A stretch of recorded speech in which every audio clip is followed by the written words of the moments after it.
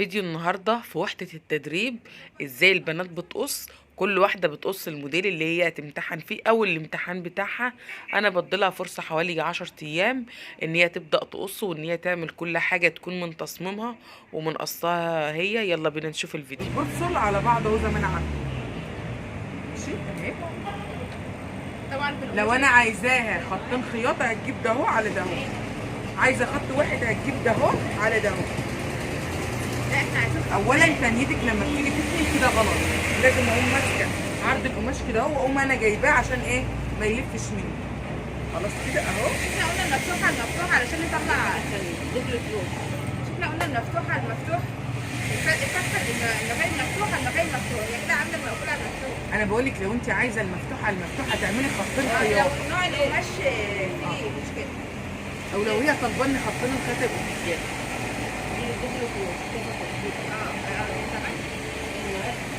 يفضل ان الخط ده هو يبقى بره. طيب امسكي القماش بتاعك. ايوه جيبي القماش بقى. يعني بقى اسود. قوم ماسكاه وقوم نطاه اهو. وده القماش ده بس علشان طب انا دلوقتي عايزاه اخليه جوه بس عيني عليه ان انا ما انزلش تحت. لازم وانا بتني ايديا كده اهو واقوم تانية عشان تيجي مظبوط. مش هتني كده واجي الاقيها مش مظبوطه معايا. ماشي. بس الفتره بتاعت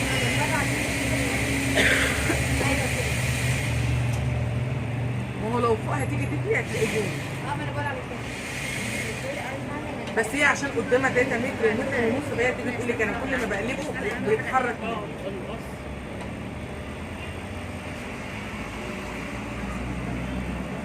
لازم لما تيجي تعملي تقومي مظبطه قماشك كده اهو وبالراحه.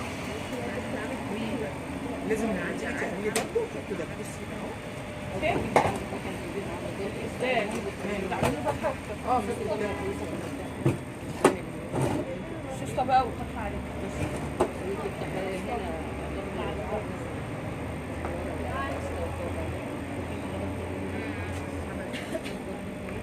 حاولي ما تقليش تعمليه بدبابيس لان الدبابيس بتخلخله شويه بتخلخل المكان.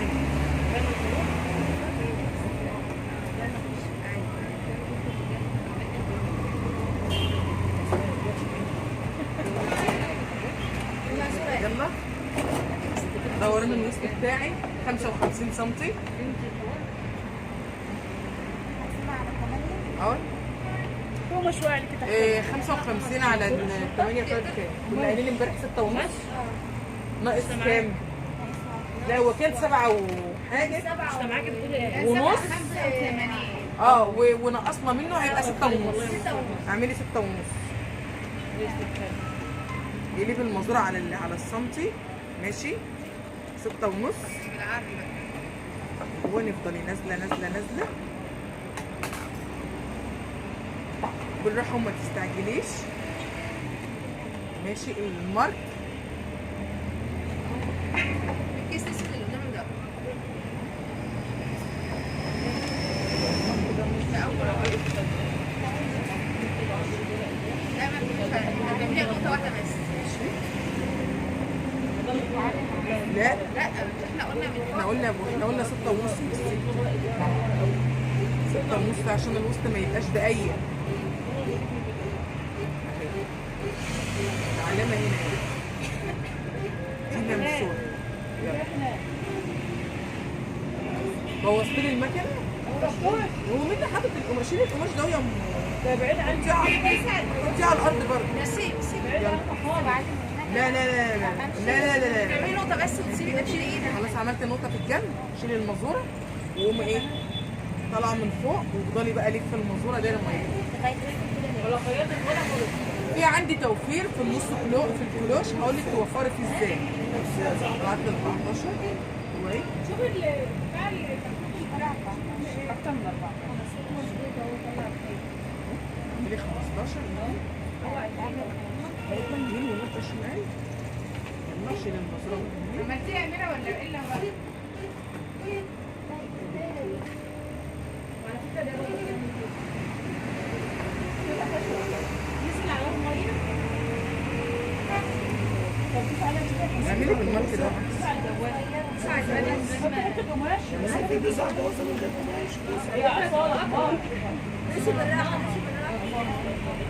طلعت لي 44 سم.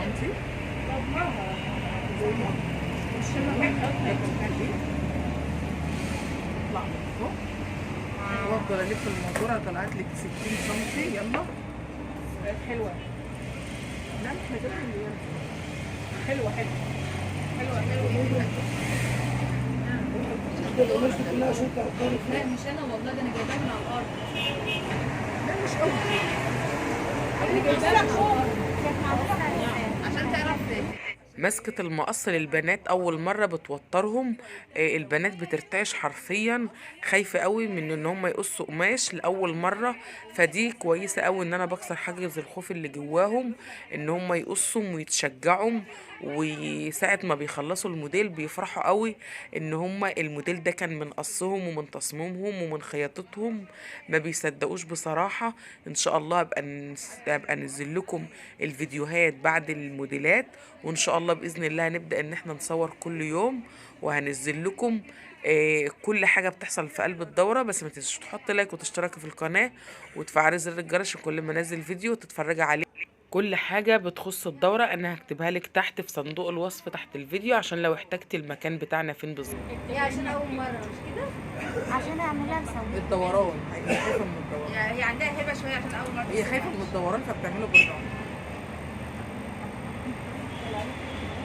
يا ريت اسمها ايه كمان؟ انا همشي على تاني. محدش اقول لك ننسى بس ده انا زهايمر ما تقلقيش والله. بس انا استنى نوع بالك اسمها نوع كده ده الكلوش اهو. السنه الجايه بقى يا جماعه. النهارده هعمل ايه؟ اصلا هي خلاص. لا حرام، احنا مش مسيحيين يا جماعه. مش مسيحيين بس سنه جديده. لا يا ستة، واحنا احنا عندنا بس السنه الجديده على الناس كلها. ربنا يجعلها سنه سعيده للناس كلها يا رب. الوش اهو وتقوم يا رب. عدت السنه ولا لا؟ بصي بقى، في حاجه بتتعمل فيه الجيبه الكلوش لما بتيجي ماشيه فيها بتلاقي الحته دي مبوظه بره، خارجه بالسوسته واخداه ايه بروس لبره كده. ازاي اعملها؟ باجي اخد منه حوالي 10 سم. هما مش بمقاس اهو 10 سم. الفتحه دي في جنبه هنا ورا عند السوسته. لا بارزه لبره، واخده الجيبه وخارجه بيها لبره. انا عايزه ادخلها لجوه بقى. بعملها ازاي؟ باخد من تحت 10 سم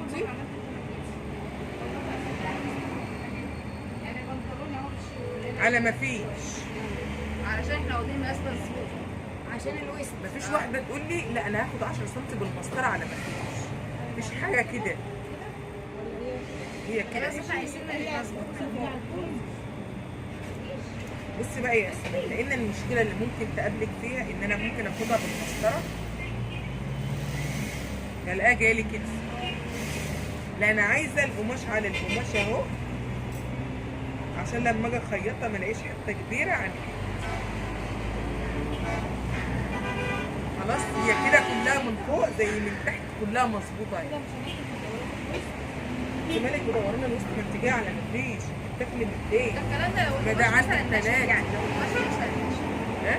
بقول لها لو القماش هي ناشف. بتظبط كله ناشف او طري، بتظبط كله يعني لازم تتاخد في كل الكلوشات. ال 10 سم ده ال 10 سم جوز ولا مش؟ لا اله الا الله. لا هي على طبقتين دي اتنين. على طبقتين اهي. يعني اخد يعني وما تاخدهاش بالمسطره. يعني اهص خمسة. كده. بس انا الخوف كمبتدئ اقوم لاقطه القماش من هنا، اتقص مني حته فجت ايه وش هي دلوقتي الجيبه من هي قدام. بتتكلم صح. هي فاكره ان القماش هيتنى على 8 زي ما احنا التانيين لا او يعني اخد 10 يا بنت سم. الناس يا بنت يا الناس مس هي الجيبه هاني ايه؟ اخد 10 سم من ورا و10 سم من قدام، ولا 5 سم يبقى كلهم 10 سم. 10 سم من تحت. يعني انت تاكل من الدوران كله 20 سم. وصلت؟ عملت علامه اهي احنا بنحسب 5 و5 اهو بنحكي بص بس بنحكي السوسته. على ما فيش. واقوم قص. كمبتدئه ما افضلش ان انت تقص ديت، لازم اخطط لها. اعمل علامات كده. ممكن تقعدي كده عشان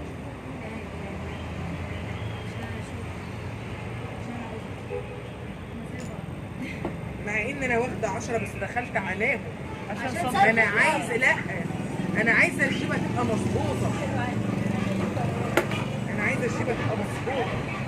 خوفي ان انا اعمل كده ايوه عشان الجيبه تجيلي كده، لا انا بظبط مش مشكله مخرج ناقص سنتي زياده سنتي، بس المهم تكون ايه الجيبه مظبوطه. اقوم انا عامله كده بقى.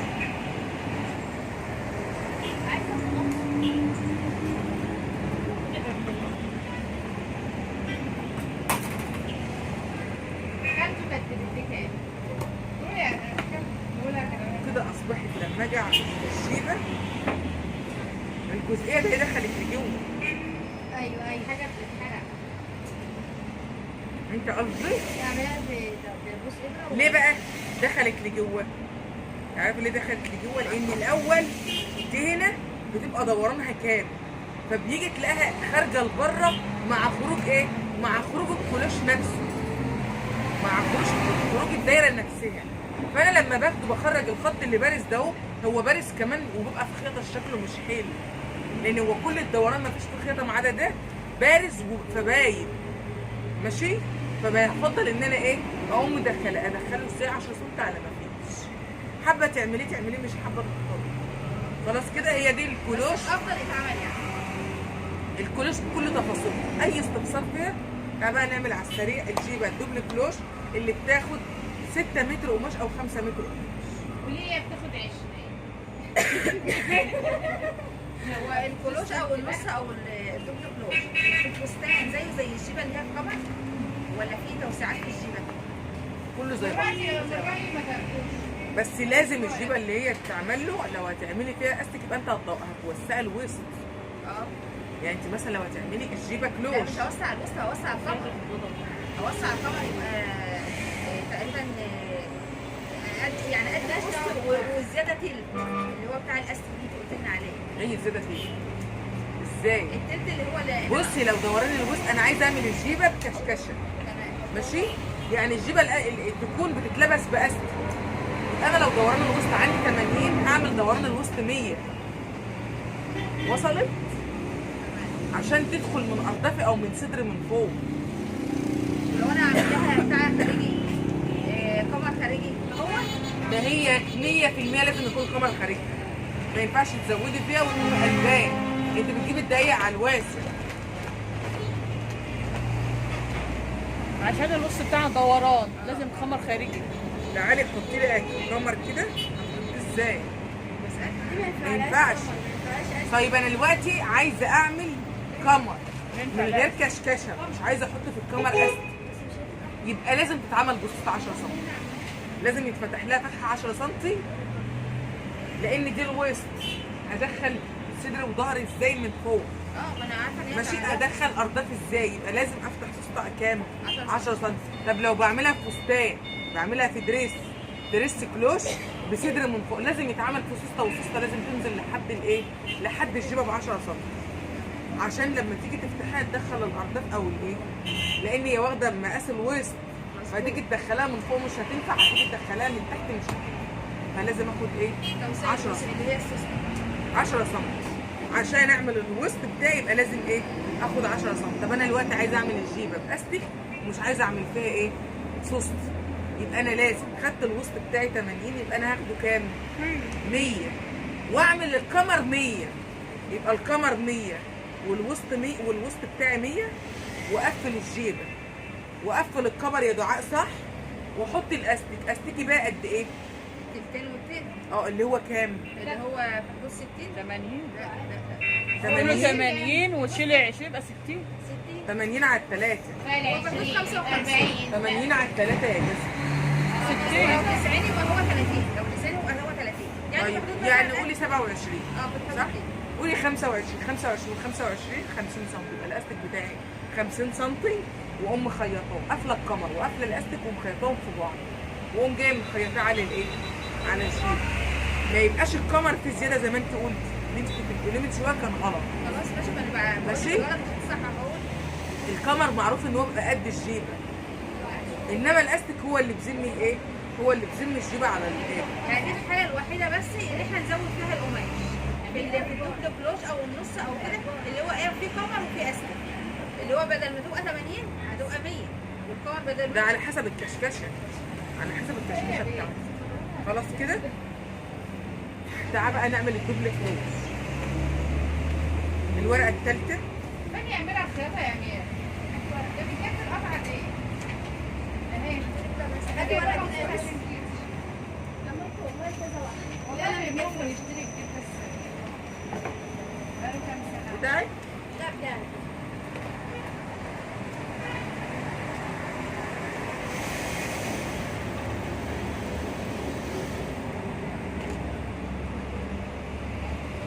على فكره في لسه حاجه في الكولوش ما اتشرحتش، فكرونا اشرحها، اللي هي بتاعت ازاي اوفر في الجيبه الكولوش. لو زيها كده قصيره ورفيعه ازاي اوفر فيها. بس بعد ما نعمل الكولوش عشان نبقى كده خلصنا الايه الجيب كلها. ماشي. عندي عرض القماش 1.5 متر اللي هو الطبيعي، وعندي الجيبه 5 متر او 6 متر، وعلى حسب دي ما بتتعملش الا في الافراح بس الفساتين اللي هي الايه الوسط. خلاص كده جبت القماش بتاعي وقمت تانياه. ركزي. مين اللي هتقص الشيبه دي بقى؟ هو اللي يشتري ياخدها؟ انت خدتي وانت خدتي وانت خدتي ده هي هو لسه. هو اللي بيقص، هو اللي بياخد اللي بيقص. ايوه امي بيوزعوا بسرعه. تموين تموين يا جماعه. تموين والله هدي كله لاني لازم اديلك عشان الامتحان. خلاص كده. ركزي معايا. انا القماش اهو، القماش اهو تنيته. خلاص. وقمت تانية كمان. مفتوحه المفتوح. انت مش كان معاكم الورقه دي يا ام محمود؟ اللي بعملها معاكم معايا لسه في البيت. راجع عندي الشنطه. خلاص كده. يبقى انا المقفول على المقفول اهو. لو انا بقى جيت عملت كده المفتوح على المفتوح هيطلع لي 4 فتحات، فتحه من ورا وفتحه من قدام وفتحه من على اليمين وفتحه من على الشمال. ركزي فين. لازم المقفول على المقفول، دي ما بيبقاش فيها خياط اهو اهو. المقفول على المقفول واتني كمان. حد يعرف يقول لي انا كده تانية كام طبقه؟ 16. 16 طبقه. أثناء كمان؟ هي كده 16 طبقه. خلاص كده. يبقى انا دوران الوسط بتاعي اللي هو ال 80 على ال 16 فيها الكام؟ 9. اه ماشي. 4.5 اهو.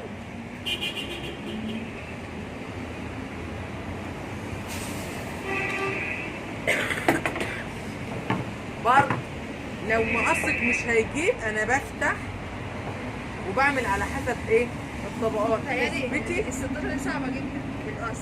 ما انا بقول لك اهو، انا بديكي برضه لو انت مقصك مش هيجيب افتحي القماش واعمليه.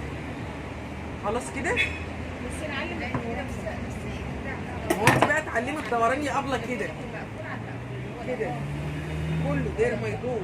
هتفتحيه على 4 هتعمليه داير ما يدور. ماشي. برضه الحاجات اللي هتنفعك علشان لو جت فستان عروسه او فستان والله ان شاء الله. يا رب. جميع انت بتعملي حاجه في ايه؟ جميل. بتعملي حاجه بس؟ لا لا لا بصي بقى انا بعد ما قصيته اهي الجيبه اصبح عندي ما فيش فيها فتحات خالص.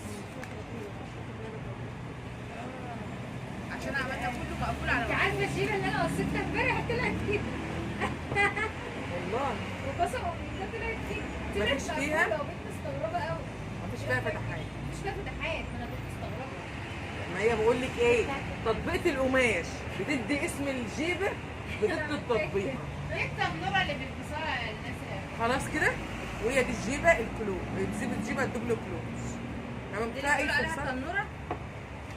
دي بتعمل فساتين العرايس. طب هي ازاي طلعت كده واحنا حاطين البورنوس على بعض؟ البرنوس. برنوس. لما المهم النجاح. خلاص كده. عايز تفصلي تعالي بقى نقصها. مين اللي هيقصها؟ هتخيطيه. استني بقى اما اجي في قصتها كده هتخيط فيها استني يا باشا. هي هتخيط فيها ايه بس؟ هتخيطها في الصدر من فوق. بس كده. لا لا ده بس ديت حلوه قوي، حلوه قوي قوي قوي. استنوا بس استنى التاني بقى اشوف ازاي هتحطها على بعض. انت واخداها بقى يا اسماء. صفاء ساعدت الولد ده. خلصتي؟ ستر يا رب. مين اللي هتيجي تقص؟ انا قصرت. قومي قصي يلا يا امم، وقاعده ليه؟ بس مش عارفه اعمل الدايره. الدايره في التناشي. هي ايه؟ دورنا بالتناشي. هي ايه دي اصلا؟ اصلا وجرب فين؟ يعني قصدها هتعمل دوران الجيبه تعرف تمشي عليه بصي ازاي. بقى يا اميره، حاجه زي ديت لما بتيجي تخيطيها اول ما بتتغسل مره والتانيه بتلاقيها تقوم ايه؟ فاتحه بقها كده. مسهين انا بحب لما انا اخيط ايه؟ على الحرف الأول. على الحرف كده. مسهين. اولا لو انا تانياها مش كبيره قاعده تعملي فين؟ انا منبهره بيا. بصي يا اميره وصلت، يبقى انا لازم لما اجي اتني اتني حصلت واخيط معايا على وانا الايه؟ بلف حرف العربيه امبارح ما جاتش عليها برضه. لما اجي اتني يا ريت على الايه؟ على الخط بالظبط او قريب منه شويه عشان ايه ما تفتحليش فتحه كده. لو قال لي هنحط هو الخط مظبوط. الدوران يا أميرة بتاخدي اوفر وبعدين على ده. ما بتكلمش على الاتنين خالص نهائي. على اللي هناك ده. واحده بس. اه اريد يا منى عشان اشوف. اريد عشان اشوف.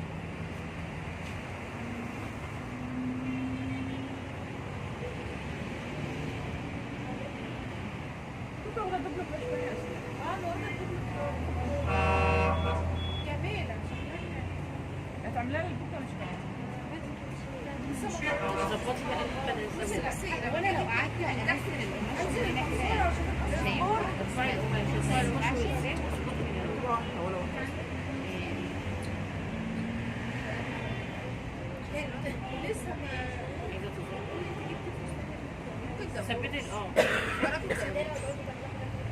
ثبتيها يا هتبقى كمان ثانيه بس على كده تحت في مش الفعل على فوق. نسيب يعني خلي القصير قدام. تدينا كل عن الصور.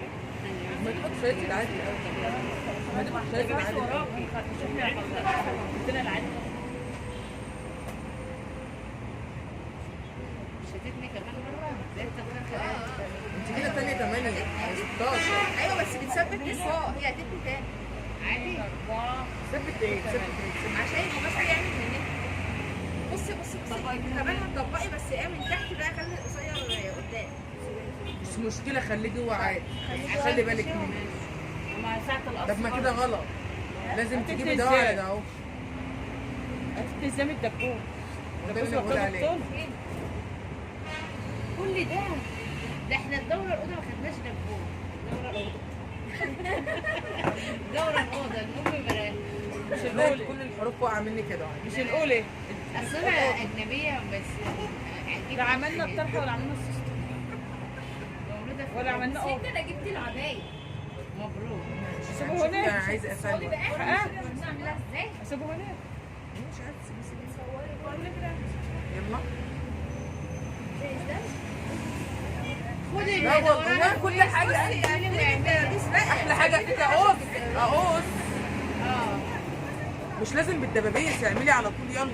ما هي اول مره يا مسكين يلا لازم تثبت بالدورين. مش هتاخدي الدوران اسم. بصي يعني ايه خدت اسم الماسوره خدي لك يا بنتي 15 مني اكراميه. بصي بقى بصي 4.5 سم. انزلي لحد ما تيجي 4.5 سم. 4 ونص بس عشان هي 16 اديت لك 15 يلا. بالعرض. حطيها كده امشي امشي امشي امشي. اسمعيني 4.5 ليه؟ وتشيلوا واحد. مش قلنا 16 على ايه؟ ده 16 يا ولاد. دوران وسط كام ده؟ هي هتعملوا الطفله يا ماما، يعني الدوران 60. 60 دول على نقسم على 80. 80. انا بقول لك ده اللي هو الكبير، انا بعمل للطفله. دوران الوسط كام يا بنتي؟ يبقى 15 7.5 يبقى حدود 3.5. 3 ونص. 3.5 وهتشيلي واحد يبقى 2 ونص. مش هشيل حاجه. كام؟ مش 60 على كام؟ على كام؟ 60 على 16. 60 على 16 شوفي على التليفون. احنا صرنا ساقطين بزياده. على كام؟ 60 على 16 يعني 3 ونص يلا. طب انا 3 الا ربع. طب انا غلطت في ايه؟ انا قلت 3 ونص. نخليها فلوس تقول لي لا. حسيت ان انا عملت جريمه. هي دي مش دي 3 ونص اهي. لا يا بنتي الحته اللي عند الدبوس رشي لي راس الدبوس طيريها. طيري بقى كده. اعملي بالبتاع الاول يا اعملي على المفتوح اهو. روحي بقى حطي النقطه عند البوزه. طولها كام يا طولها كام؟ هي الستين بيبقى طولها كام يا مس هند؟ 7 ونص يلا اعملي بس الاول هنا 7 ونص 7 ونص.